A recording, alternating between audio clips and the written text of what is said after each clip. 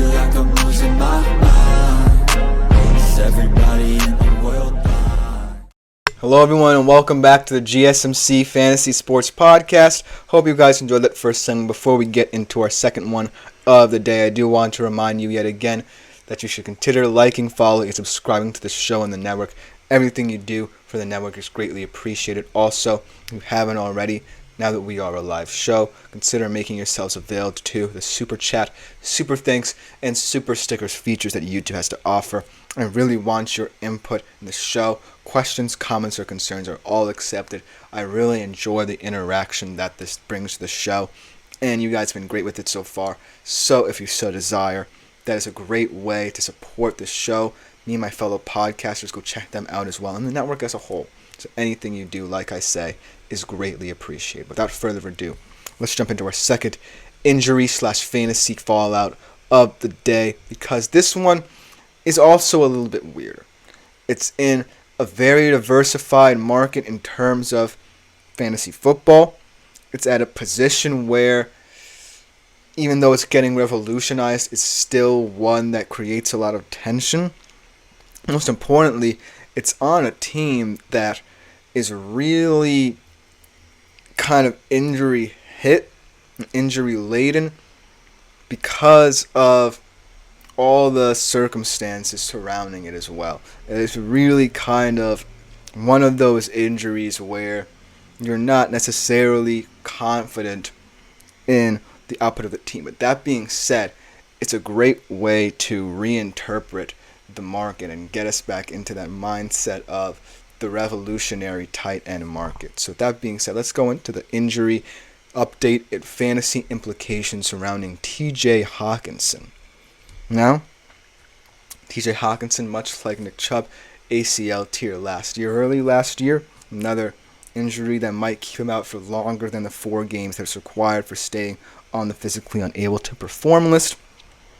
But the reason why this one's much more intriguing and much more in-depth in terms of the ways you can analyze it is because of the fact that A, the Vikings are outside of TJ Hockenson and loaded at tight end, and B, it really fits into a fantasy strategy that a lot of people might want to employ concerning an injured player. And it's kind of the reverse of what we're talking about with Jonathan Brooks, right? Where the Jonathan Brooks injury, you could have picked up a guy like Chuba Hubbard, who might not be on people's radars, and keep him for as long as Jonathan Brooks is out.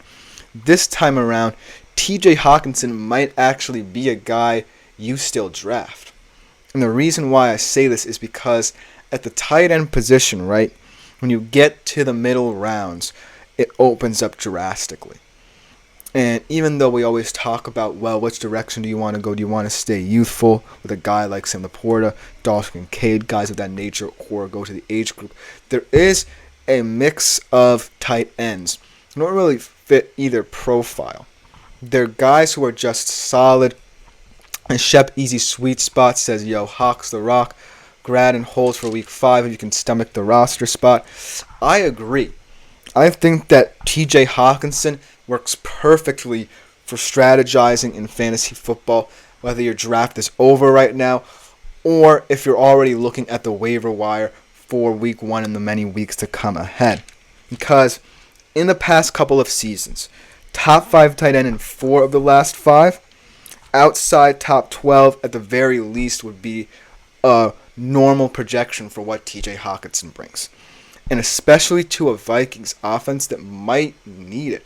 I actually like the weapons the Vikings have outside of, Justin Jefferson. I really like Jordan Addison. Maybe, a wide receiver 3 like Brandon Powell really steps up. But I really think that a lot of people are underestimating the talent and depth Minnesota had at the receiving position. Sam Darnold might be a little bit skeptical at the QB position, but let's give him a chance. He kind of, because of fate of circumstances, in a precarious situation where he may not have expected to be the full-time starter, but that is what he's going to be, and so we'll have to give him the benefit of the doubt for at least some time. But back to the whole Hockenson situation. Hockenson is a guy who can really use to your advantage at a interesting position in fantasy. And when I look at the kind of pessimism surrounding the tight end position for the Minnesota Vikings, I think he's worth stomaching the roster spot, much like Shep Easy's Sweet Spot said, because I don't think you're going to find any true hidden gems within the Vikings tight end room.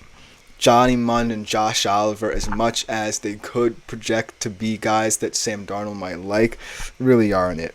I mean, Johnny Mundt, for what it's worth, on 13 total targets in the last 2 games this season, had stat lines where he had 1 touchdown, 39 yards and 4 catches, 5 catches and 58 yards, and it was good enough for top 12 production. So for what it's worth, in those 2 games at the very least, he had that.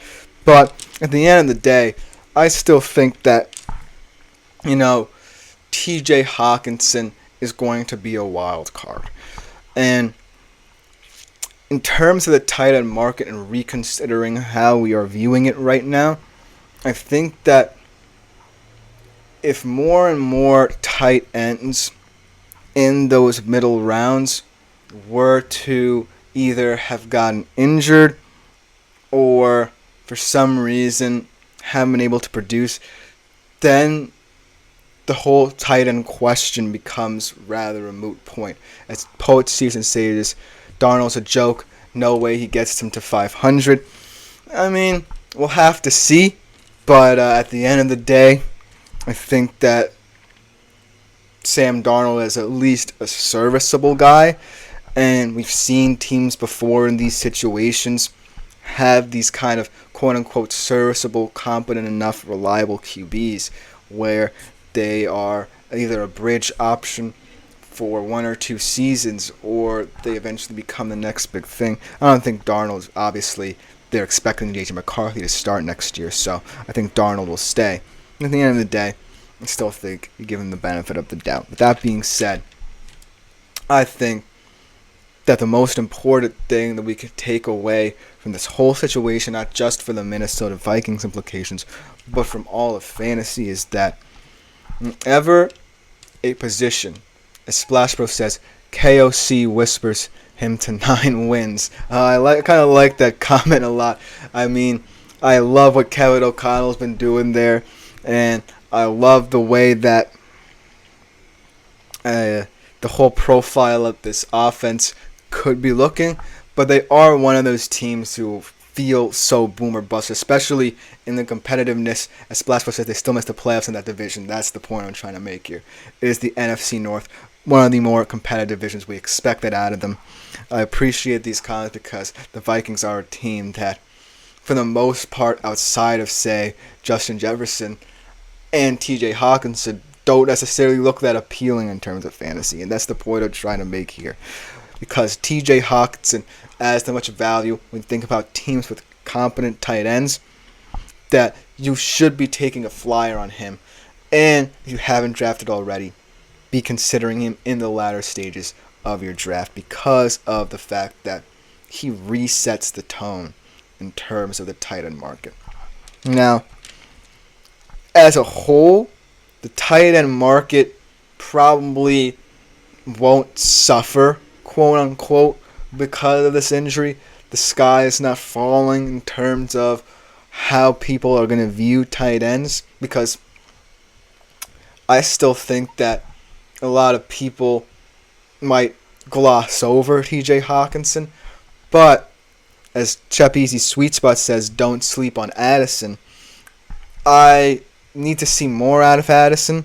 I think that in this offense he has potential to be a big play threat, but at the end of the day, once Hockenson comes back, I think he's going to be the second guy in terms of targets. That being said, when I think about the whole profile of the tight end market in terms of fantasy, people, like I said, might gloss over the Hockenson thing, and that should be to your advantage because TJ Hockenson is one of those guys who has to fit in somewhere in the tight end picture. I'm kind of sick and tired of talking about guys like Laporta and Kelsey who are at opposite ends of the spectrum in terms of excitement and hype. And I want to talk about the guys who definitely should get the respect that they deserve, even if, circumstances, whether it be through the ineptitudes of their offenses or their injury history, don't get the respect they deserve. And TJ Hockenson is one of those, because at the end of the day, he's not necessarily, Nick Chubb, who's this revolutionary guy in terms of what he meant for the running back market. But TJ Hockenson is just a solid, quote-unquote, security blanket kind of tight end who any quarterback would want to have. And I think that should he come back off the PUP list in that amount of time, return against the Jets, from that point forward, look out for the Minnesota Vikings, especially in fantasy, because alluding to Shepi's sweet spot, it could open up and diversify a lot more with that three-headed monster of Jefferson, Addison, and Hockenson. They might have to get, as poets, seers, and sages says, Sam D needs a blankie. I completely agree. He definitely needs someone like that. But at the end of the day, the question will become target share issues and things of that nature. But until that time, expect the Minnesota offense to struggle a little bit. But once TJ Hockenson returns, he's going to add a lot of value to your fantasy team, a lot of value to Sam Darnold, and most importantly, get people panicking about the tight end market, because the tight end market right now seems to be going in so many different ways, when in fact its power lies in the middle. Power lies in players like Hockenson, resetting the value of the market, going under the radar, getting a little bit glossed over. Pounce on him late, and he will help you to great effect. Thank you for the comments, poets, seers, and sages. I know you are a Vikings fan. You're not hiding from me, Dad. So, at the end of the day, I think that the Vikings are going to be one of those teams where tight end becomes their, like he said, blankie. I think that there are a couple of teams that can be talking about, and we'll talk about a player who I think definitely fits in that profile as well, kind of fits in a similar range as Hockenson. I almost gave that away. So it's ultimately up to what you think of the tight end market. Continue letting me know what you think in the comments. That will just about do it for this segment. Coming next, we begin our draft or pass series with one of the more contentious wide receivers in the league. Young guy entering his second season. Is he primed for success or a sophomore slump? We'll have to see right after this quick break. Looking for your daily fix of sports talk without having to pay for it? GSMC Sports Network